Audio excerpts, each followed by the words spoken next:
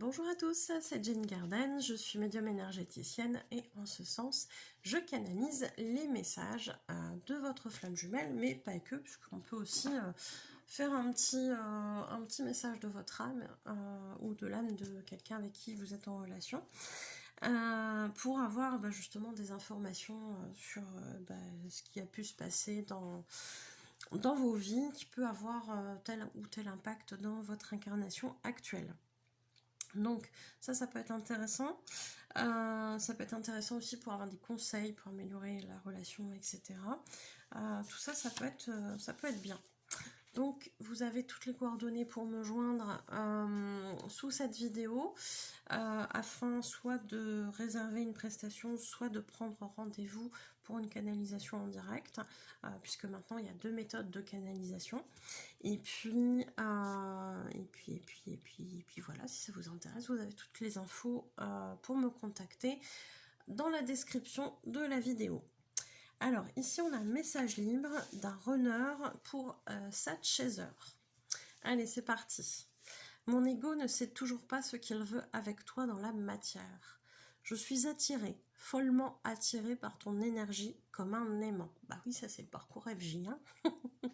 Je me surprends à penser à toi alors que je ne l'ai pas prévu. On voit là aussi le contrôle des runners. J'ai prévu ceci en termes émotionnels, hein, j'essaie de me contrôler, de contrôler mes émotions, mes pensées, etc. Et on voit bien qu'ici, ça les dépasse, les runners. Hein. D'ailleurs, elle le dit, ça me dépasse et me met dans un état de colère et de frustration, car je ne contrôle pas mes pensées envers toi. J'aimerais pouvoir les contrôler comme je contrôle le reste de ma vie, mon image et mon comportement envers les autres. Mais avec toi, je n'y arrive pas. Tu m'obsèdes, mais je lutte. Je suis amoureux de toi, mais une partie de moi veut que je ne ressente plus cela, car tu réveilles mes peurs. Effectivement, le runner n'aura jamais connu ce genre de relation avant de rencontrer son chaser. Donc forcément, ça va être compliqué, forcément, ça va venir le remuer. Forcément ça va être déstabilisant, forcément ça va être très fort aussi au niveau des émotions et comme le runner est quelqu'un qui doit se maîtriser en toutes circonstances parce que je vais bien, tout va bien, hein, par rapport à sa blessure de rejet qu'il ne faut absolument pas montrer, et bien du coup on se conforme aux autres, on affiche un regard, un visage qui est acceptable pour les autres, et entre autres quelqu'un qui vient pas nous enquiquiner toutes les 2 minutes avec ses problèmes parce que sinon on va se faire rejeter. C'est ce que le runner ou la runneuse a vécu dans l'enfance et qui a fait que maintenant pour aller voir les émotions c'est très compliqué, d'où c'est problématique maintenant d'aller voir à l'intérieur de soi, d'analyser les émotions qu'ils ressentent, etc. Hein, tout ça, ça vient de l'enfance. Hein. Donc forcément que ça fait peur. On a des émotions là qu'on ne contrôle pas. D'habitude, on a des émotions et on se dit hop, hop, hop, toi, il faut pas que je te montre à l'extérieur. Tiens, tu vas venir à l'intérieur, je vais t'enfermer à double, triple tour, je sais pas combien de tours. Je mets ça là-dedans et tu ne sortiras plus jamais. Bon, c'est se voiler un petit peu la face, hein, puisque c'est pas possible, puisque nous sommes que des êtres humains et les runners aussi, et qu'à un moment donné, si ça doit péter, ça va péter. Seulement, ce qu'ils font, c'est qu'ils font ça en silence, dans leur coin, ils vont pas bien, ils savent pas pourquoi, ils savent pas ce qui se passe, non, puisqu'on sait pas c'est quoi comme émotion, puisqu'on n'a pas envie de se pencher dessus, donc derrière, quand ça sort, et quand ça sort, c'est douloureux, et on n'a pas envie de montrer ça aux autres, pour pas se faire rejeter, hein, ça c'est grosso modo le raccourci, hein. Je ne supporte pas d'y être confrontée. À ce moment-là, j'ai l'impression d'être un enfant qui fuit les monstres qu'il pense avoir dans sa chambre la nuit, qu'il pense voir dans sa chambre la nuit. Je suis quelqu'un de fier. Je ne veux pas paraître vulnérable ou peureux. Il faut surtout pas se montrer vulnérable et encore moins à son chaser. S'il y a une personne qui ne doit pas voir la vulnérabilité du runner, c'est son chaser. Parce que son chaser, il le met tout en haut sur un piédestal, alors qu'en fait, nous ne sommes que des êtres humains, comme vous. Et apparemment, on vous fait peur. Voilà. Donc ça, il ne faut pas montrer ça. Il faut pas montrer ça du tout, et encore moins à son chaser. Et pourtant, c'est l'état dans lequel je me retrouve face à toi. Même dans nos échanges de messages, je le ressens parfois. Quand tu me demandes des explications, quand tu creuses pour avoir mes ressentis, j'ai peur de ce que je vais y trouver, car je sais que ça va me faire mal. Alors déjà d'une, quand le chaser, il essaye... En fait, le chaser, il sent. Le chaser, hein, on sait bien que les runners, peuvent pas nous cacher certaines choses. Le chaser, il va sentir que son runner ne va pas bien. Et comme le chaser, au tout début, il est dans sa blessure d'abandon, qui va faire qu'il a aussi un petit peu de syndrome du sauveur, un petit peu beaucoup même, je vais t'aider, cher runner, tu ne vas pas bien, donc comme je t'aime, montre-moi, je vais t'aider à aller mieux, je vais faire ce que je peux, etc., etc. Donc pour ça, il faut aller creuser. Qu'est-ce qui va pas? Gna, gna, gna, gna, gna, gna, gna. Et le runner qui lui dit: ah non, non, non, non, non, non, non, moi je suis vulnérable à l'intérieur, je veux absolument pas te montrer ça parce que derrière ça veut dire que tu vas me rejeter parce que voilà, ça plaît pas. Donc non, tu vas pas creuser là-dedans. Et pour le runner, c'est littéralement une agression, hein, chose que le chaser il imagine pas 2 secondes. Donc, plus le chaser il va vouloir creuser pour aider son runner, plus son runner il va se reculer, il va dire: ah non, non, non, non, jusqu'à fuir. Voilà. Fonctionne différemment, hein, je le rappelle. Hein.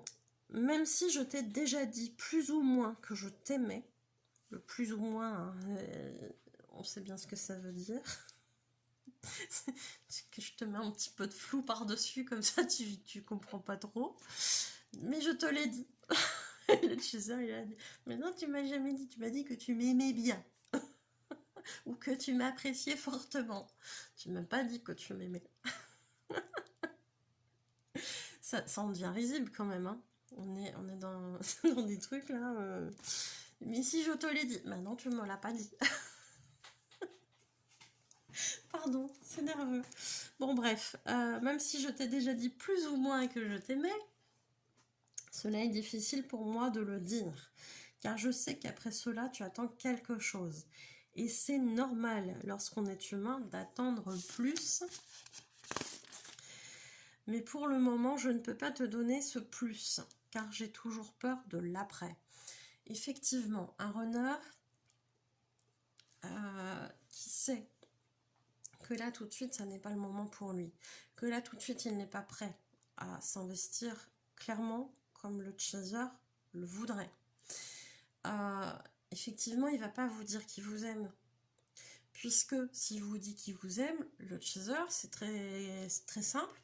Je t'aime, tu m'aimes, on se met en couple, on fait notre truc, et puis ça dure toute la vie. Parce que c'est comme ça qu'est le chaser, on est bien d'accord.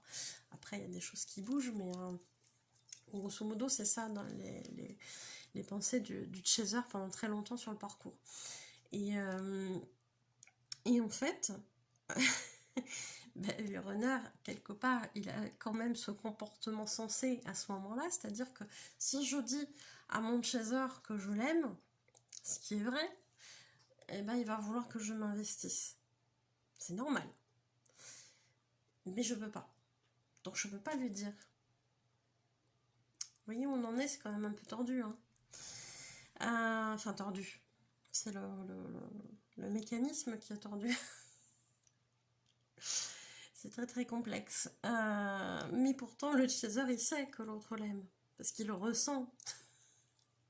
Mais non, je te dirai pas. Voilà. Hein. Bref. J'ai peur de ne pas te convenir. J'ai peur que tu te fasses draguer par un autre mec que tu trouverais plus attirant. J'ai peur de te perdre, en fait.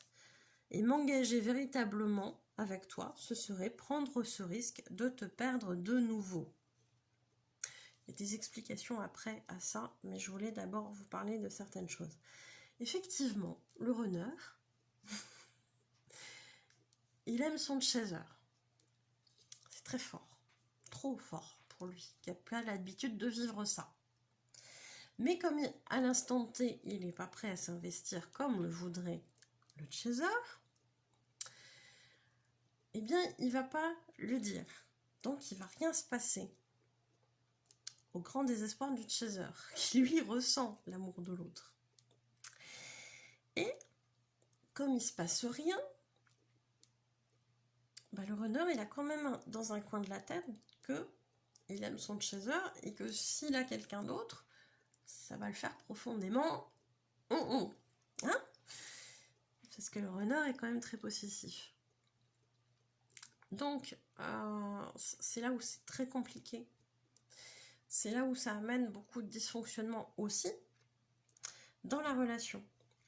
Puisque les choses ne sont pas dites, mais elles sont ressenties de l'autre côté. De l'autre côté, on ne comprend pas pourquoi on ne dit pas les choses. Mais en même temps, on ne peut pas les dire parce qu'on ne peut pas s'engager. Et que l'autre attend qu'on s'engage. C'est quand même un sacré sac de nœuds, hein, cette affaire. Hein. Donc, on comprend pourquoi cette histoire est très compliquée. Et pourquoi elle amène tant de dysfonctionnement aussi. Donc, j'y reviens. Et m'engager véritablement avec toi, ce serait prendre ce risque de te perdre de nouveau. Nous avons déjà connu plusieurs fois ce drame de nous perdre dans plusieurs vies antérieures. Et mon âme garde cette information en elle. C'est une des raisons qui fait que j'ai peur de te perdre ou de te décevoir encore. C'est trop douloureux.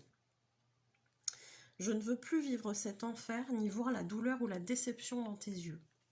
Je ne veux plus ressentir la douleur de te perdre encore. Je me sens effrayée comme un enfant. À ton contact, malgré les belles émotions et l'amour que je ressens à ton égard, ce sont ces peurs qui prennent le dessus. Et alors je fuis, comme l'autre face d'un aimant. Je m'excuse pour ce comportement incohérent envers toi. Je sais que tu sens quand j'ai une nouvelle personne dans ma vie.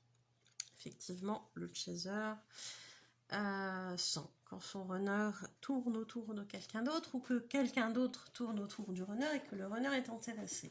Mais c'est valable aussi dans l'autre sens. Hein. Sache que je tente de me protéger et de t'oublier, mais que ça ne fonctionne pas quand je tente une mise en couple avec une autre. Personne n'efface ton souvenir. Sois patiente, je t'aime.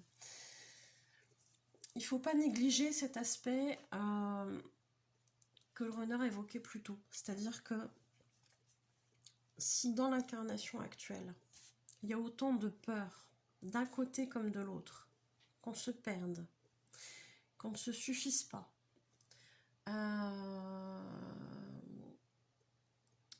qu'on soit rejeté ou abandonné, c'est pas lié que dans cette vie.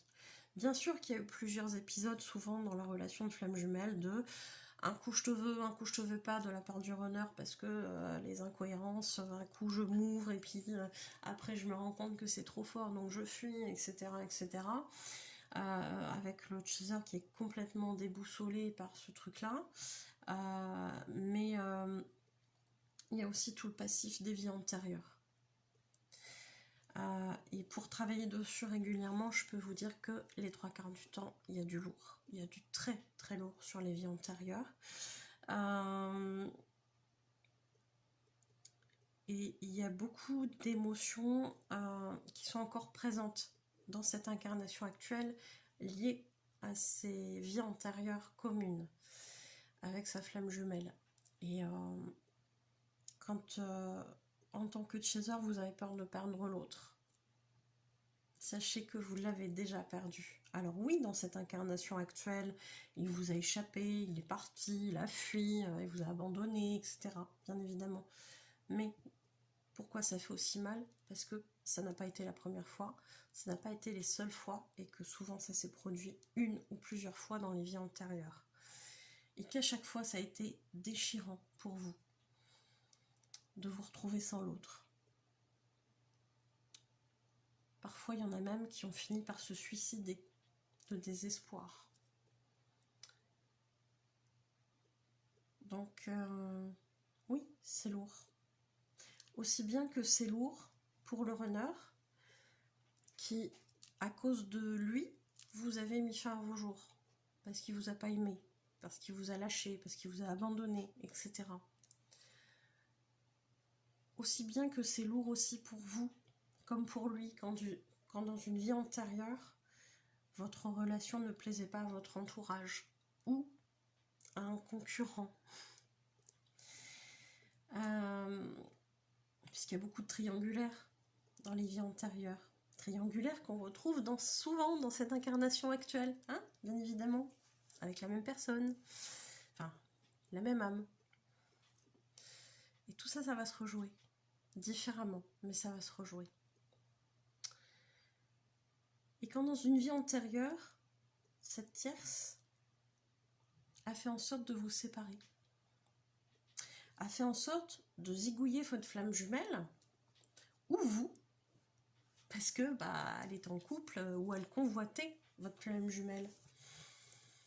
Et que vous étiez là, voilà, vous avez semé un peu le trouble dans le couple, qui était formé ou pas formé, hein, d'ailleurs. Parfois, la flamme jumelle a été juste convoitée, mais ça lui plaisait pas. Et ben là, ouais, c'est compliqué. C'est compliqué aussi pour le runner de se rendre compte que vous avez été tué à cause de lui. Ou que c'est compliqué pour vous de vous rendre compte que votre runner a été tué, entre guillemets, à cause de vous. Il y a énormément de passifs très difficiles sur les parcours MJ dans les vies antérieures. Que ce soit entre vous ou entre vous et avec une ou plusieurs tierces. Et ça, c'est vraiment impératif d'aller travailler là-dessus, d'aller libérer ce qu'il y a là-dessus, parce que sinon, en fait, ça perdure et ça perdure et ça perdure. Donc il peut y avoir du boulot sur le karmique, bien évidemment il y a du boulot aussi sur le transgénérationnel, hein, parce que souvent, voilà, hein, les problématiques qu'on a rencontrées, on va venir s'incarner dans une famille qui va nous les faire revivre, et notamment par le biais parfois du transgénérationnel, effectivement. Donc ces choses-là, bien évidemment, on les fait en soins. Ça peut être un beau cadeau de Noël, hein, de fête de fin d'année, si vous voulez, il y a des chèques cadeaux, hein. Si vous avez besoin de vous libérer aussi de ces choses-là, ça peut être bien. Pensez-y. Et puis j'espère que ça vous aura aidé. J'espère que ça vous aura aidé. J'étais en train de regarder si en même temps il y avait d'autres choses que je voulais vous parler par rapport à cette canalisation. L'effet, voilà, je suis attirée et répulsée. Et comment dire... il y a à la fois de l'attirance et de la répulsion comme un aimant, hein, effectivement. Hein, quand c'est trop fort, on se repousse, hein, bien sûr, au niveau des énergies. Donc voilà, si ça vous a aidé, si vous avez des questions, des choses comme ça, n'hésitez pas. Et puis, en espérant que ça vous a apporté des connaissances, des informations, des réponses aussi peut-être, un éclairage en tout cas. Eh bien, merci de m'avoir écouté et je vous souhaite une belle journée ou une belle soirée. Je vous dis à bientôt. Prenez soin de vous.